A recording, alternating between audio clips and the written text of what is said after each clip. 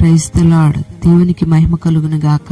అనుదిన దైవ కృపా కార్యక్రమం ద్వారా దేవుని మాటలు వింటున్న మీ అందరికీ ప్రత్యేకమైన వందనాలు తెలియజేస్తూ ఉన్నాం. ఈ మాటలు వింటున్న మీకు నా దేవుడి దినమంతా కృపనిచ్చి నడిపించును గాక. ఆమేన్. కీర్తనల గ్రంథం 16వ అధ్యాయం 5వ వాక్యాన్ని చదువుకుందాం. యెహోవా, నీవే నా స్వాస్థ్య భాగము, నీవే నా స్వాస్థ్యమును కాపాడుచున్నావు. ఆమేన్. దావీదు తన జీవితంలో ఒక ప్రత్యేకమైన అనుభవాన్ని కలిగి ఉన్నాడు. దావీదు గొప్ప మహారాజు. దావీదికి రాజరికం ఉంది, రాజ్యం ఉంది, వెండి బంగారాలున్నాయి, ఆస్తి అంతస్తులున్నాయి, పిల్లలు, బంధు బలగాలు అన్నీ ఉన్నాయి. కానీ దావీదికి ఎన్నో రకాల స్వాస్థ్యాలు ఉన్నప్పటికీ దావీదు వాటన్నిటిని ప్రక్కన పెట్టి యెహోవాయే తనకు స్వాస్థ్యంగా ఉండాలి అని కోరుకుంటూ ఉన్నాడు. ఈ భూలోకంలో ఉన్న స్వాస్థ్యాలన్నిటినీ దేవుడే కాపాడుతున్నట్లుగా సాక్ష్యమిస్తూ ఉన్నాడు. ప్రియ దేవుని బిడ్డలారా, దేవుని కాపుదల లేకపోతే మనమైనా మన పిల్లలైనా మనకు కలిగినది ఏదైనా కాపాడబడవనే సత్యాన్ని మనం గుర్తుపెట్టుకోవాలి. Praise the lord. దేవుడిచ్చే స్వాస్థ్యాలు 2 రకాలుగా ఉన్నాయి. మొదటిది ఆత్మ సంబంధమైన స్వాస్థ్యం. అవేంటంటే దేవుడు మనకిచ్చిన రక్షణ, ఆత్మాభిషేకం, సంఘ సహవాసం, దేవుడు మనకిచ్చిన ఆరోగ్యం, శాంతి, సమాధానాలు, సంతోషం, దేవుడు మనకిచ్చిన ప్రార్థన జీవితం, దేవుని మీద మనకున్న నిరీక్షణ, ఇవన్నీ కూడా దేవుడు మనకిచ్చిన ఆత్మ సంబంధమైన స్వాస్థ్యాలే. వీటిని పాడు చేయాలని సాతానుగాడు శత ప్రయత్నాలు చేస్తాడు.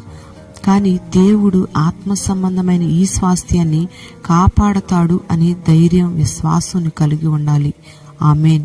రెండవదిగా ఈ లోక సంబంధమైన స్వాస్థ్యం. అవేంటంటే ఇల్లు, పొలాలు, స్థలాలు, భార్య, పిల్లలు, ఇవన్నీ కూడా ఈ లోక సంబంధమైన స్వాస్థ్యాలే.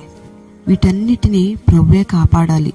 యోబు కుటుంబానికి, యోబుకు కలిగిన సమస్తం చుట్టూ దేవుడు కంచివేసినట్లుగా ఆయన మనకు కలిగిన సమస్తము చుట్టూ కంచివేయాలి. ఆయన కాపాడకపోతే కాపాడడానికి కావలి కాసేవారు మేల్కొని ఉండడం కూడా వ్యర్థమే. ఇశ్రాయేలీలు కనానులో ప్రవేశించినప్పుడు యెహోషువ గోత్రాలన్నిటికీ స్వాస్థ్యాన్ని పంచిపెట్టాడు, కానీ లేవి గోత్రానికి స్వాస్థ్యాన్ని పంచలేదు. ఎందుకంటే దేవుడే వారికి స్వాస్థ్యంగా ఉండాలని దేవుడు సెలవిచ్చాడు గనుక.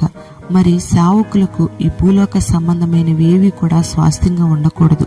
అలాగే విశ్వాసులకు కూడా ఇవే నా స్వాస్థ్యం అనుకున్నట్లుగా ఉండకూడదు. దేవుణ్ణి స్వాస్థ్యంగా పెట్టుకున్న వాళ్లే ధన్యులుగా మార్చబడతారు. దావీదు ఈ తలంపు కలిగి ఉండడం వల్లనే దేవుని సన్నిధికి ఎంతగానో ఖర్చు చేశాడు. వెర్రివానిలాగా నాట్యమాడుతూ వచ్చాడు. దేవుని సన్నిధిలో నిత్యం ఉండాలని కోరుకున్నాడు. మరి ఈ దినాలను బట్టి మనం ఆలోచన చేస్తే దేవుని సన్నిధికి వస్తే ఎప్పుడు ముగిస్తారా వెళ్ళిపోదామని చూసేవారే ఎక్కువ. దేవునికి ఏదైనా చేస్తే చాలా మంది ఆనందంగా చేయలేరు. మేము ఇన్ని ఇబ్బందుల్లో ఉంటే దేవునికి కూడా ఇవ్వాలా అన్నట్లుగా వారి స్వాస్థ్యం అంతా ఇచ్చినట్టుగా బాధపడిపోతారు. ప్రియమైన దేవుని బిడ్డలారా, నీవు దేవుణ్ణి స్వాస్థ్యంగా పెట్టుకుంటే నీకున్న ఆత్మ సంబంధమైన స్వాస్థ్యాన్ని, ఈ లోక సంబంధమైన స్వాస్థ్యాన్ని దేవుడే కాపాడుతాడు. ఒక వ్యక్తి వజ్రాన్ని చూస్తే చేతిలో ఉన్న బొగ్గును పడేసి వజ్రం కోసం పరిగెడతాడు. అలాగే ఈ లోక సంబంధమైన వాటిని విడిచిపెట్టి పర సంబంధమైన స్వాస్థ్యం కొరకు ప్రాకులాడే వ్యక్తిగా ఉండాలి. ఇశ్రాయేలీలు దేవుడిచ్చిన ఆ స్వాస్థ్యాన్ని బట్టి దేవుణ్ణి ఎంతగానో స్తుతిస్తూ వచ్చారు. మరి నీవు కూడా దావీదు వలె దేవుణ్ణి స్వాస్థ్యంగా చేసుకుని దేవుని కొరకు జీవించగలిగితే నా దేవుడు పరలోక రాజ్యంలో చేరేంత వరకు కూడా నిన్ను కాపాడుతూనే ఉంటాడు. ఎన్ని అపాయాలు వచ్చినా, ఇబ్బందులు వచ్చినా దేవుడు నిన్ను కాపాడుతూనే ఉంటాడు. ఎంతటి శత్రు భయాలు నీకు ఎదురైనా దేవుడు నిన్ను కాపాడుతూనే ఉంటాడు. Praise the lord. ప్రార్థన. పరిశుద్ధుడైన తండ్రి, నీకు వందనాలు చెల్లిస్తూ ఉన్నాం. ఘనమైన గొప్ప దేవుడవు, శక్తి కలిగిన దేవుడవు ప్రభా, నీ అపారమైన ప్రేమను బట్టి నిన్ను స్తుతిస్తూ ఉన్నాం తండ్రి. నీకు స్తోత్రం. ఈ దినాన నీ మాటలు వినని బిడ్డలందరినీ పేరు పేరున మీరు దీవించండి, ఆశీర్వదించండి ప్రభా. అయా, నీ బిడ్డలకు స్వాస్థ్య భాగంగా మీరు అయి ఉండాలి తండ్రి. నీ బిడ్డలకు కలిగిన స్వాస్థ్యం అంతటిని మీరే కాపాడమని వేడుకుంటున్నాం తండ్రి.